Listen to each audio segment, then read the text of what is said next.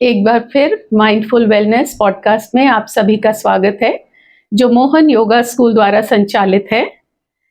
इसके साथ हैं योगा गुरु डॉक्टर मोहन कार्की जी, जो द योगा गुरु इंस्टीट्यूट के फाउंडर और डायरेक्टर भी हैं। मैं रचना पांडे आज उनके साथ कॉन्वर्सेशन में रहूंगी। वेलकम डॉक्टर साहब। थैंक यू रचना जी। हम पिछले 2 एपिसोड से प्राणायाम के बारे में बात कर रहे हैं, तो उसी सिलसिले को आगे बढ़ाते हुए आज डॉक्टर साहब ये बताइए कि कपालभाति प्राणायाम, इसका शब्द का अर्थ क्या है और ये कैसे किया जाता है? कपाल प्लस भाति, कपाल मतलब मस्तक, भाति मतलब चमक, शाइनिंग। मस्तक पर शाइनिंग ले आने वाला साधना कपालभाति है। अगर आप कपालभाति को देखेंगे तो ये एक्टिव एक्सहेलेशन का साधना है, डिटॉक्स ब्रीदिंग, एक्टिव एक्सहेलेशन। इसमें आप पैसिव इनहेलेशन करेंगे और एक्टिवली एक्सहेल करेंगे।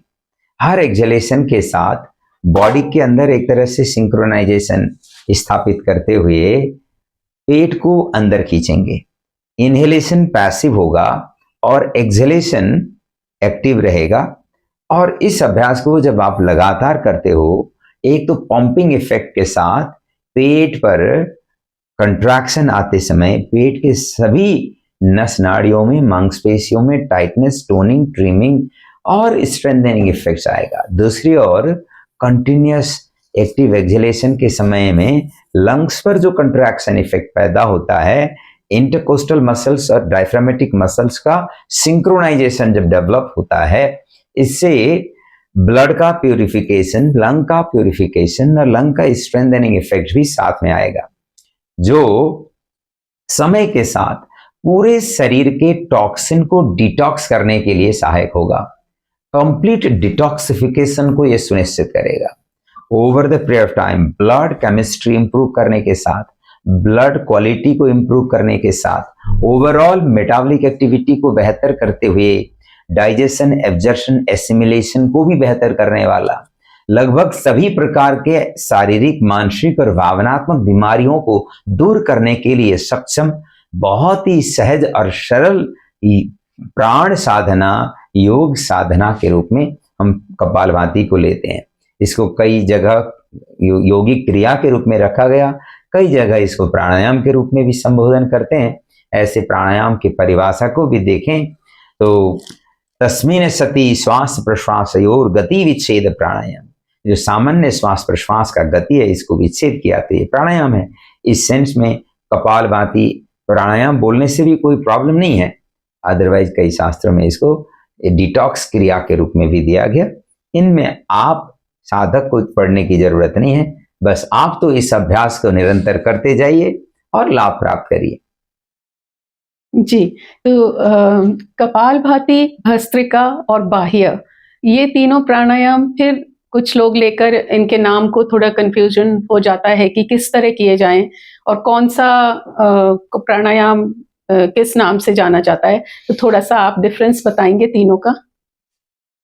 हमने कहा कपालभाति, भस्त्रिका और बाह्य। जी, देखिए, भस्त्रिका प्राणायाम तो श्वास लेने और छोड़ने का प्रक्रिया दोनों को एक सिंक्रोनाइजेशन में, एक हार्मोनी के साथ शुरुआत करते हैं, तो भी भस्त्रिका है। जो बीमार लोग होते हैं उनको बहुत ज्यादा तीव्र गति के साथ श्वास प्रश्वास करने से कई बार ब्लड प्रेशर शूट अप होने से लेकर के ब्रेन पर भी वर्कलोड बढ़ता है, तो उससे भी असहजता आ सकता है। इसीलिए पेशेंट्स को हम लोग जेंटल फ्लो के साथ ब्रीद इन ब्रीद आउट के लेवल को बढ़ाते हैं, तो ये भी भस्त्रिका है। और सामान्य जन के लिए भस्त्रिका प्राणायाम में इंटेंसिटी ब्रीदिंग है, ये भी भस्त्रिका है। और जैसे मैंने पहले कहा,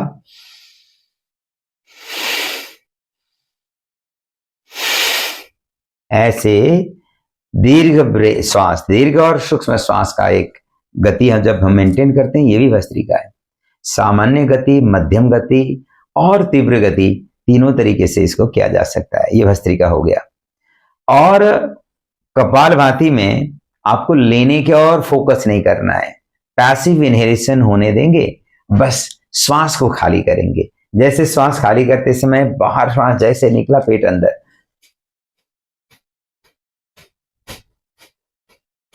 ये हो गया कपालभाति। और तीसरा जो अग्निसार क्रिया है, इसको घेरंट संहिता में वाहनिसार क्रिया नाम से बोला गया। तो वाहनिसार क्रिया, इसी का दूसरा नाम अग्निसार है। इसमें श्वास को खाली करते पूरी तरह से अंदर खींचा जाता है और श्वास को रोक करके पेट को छोड़ना, फिर ऊपर खींचना, फिर छोड़ना, फिर ऊपर खींचना। इस तरह से पेट पर मूवमेंट पैदा किया जाता है। जब इस प्रकार का मूवमेंट पैदा होता है तो इससे पेट के अंदर एक एनर्जी एक्टिविटीज बढ़ती है, मेटाबॉलिक रेट इंक्रीज होता है, जिससे कैलोरी कंजप्शन, कैलोरी बर्न भी होगा, बेहतर होगा। पेट के एरिया में फैट बर्निंग कैपेसिटी इंक्रीज होगा, है ना, मेटाबॉलिक रेट बढ़ने के साथ साथ। और एक्टिव एरिया में नॉर्मली वेस्टेज का डिपोजिशन नहीं होता। पेट प्रदेश ज्यादातर लोगों के शरीर में सबसे ज्यादा फैट डिपोजिशन होने का केंद्र है। और ये अग्निसार क्रिया लगातार बार बार थोड़ा ज्यादा समय तक करेंगे तो पेट पर फैट डिपॉजिट होने का जो टेंडेंसी है ये भी रिवर्स होगा। जी जी, तो इन तीनों प्राणायामों को करने के लिए क्या कुछ विशेष ध्यान रखना चाहिए, क्योंकि ये पेट से रिलेटेड हैं, तो किस तरह क्या उचित समय है ये अभ्यास करने का? जी रचना जी, इसको करते समय इतना ही ध्यान दें कि पेट खाली हो, खाली पेट ही इन अभ्यास को करें, पहली बात।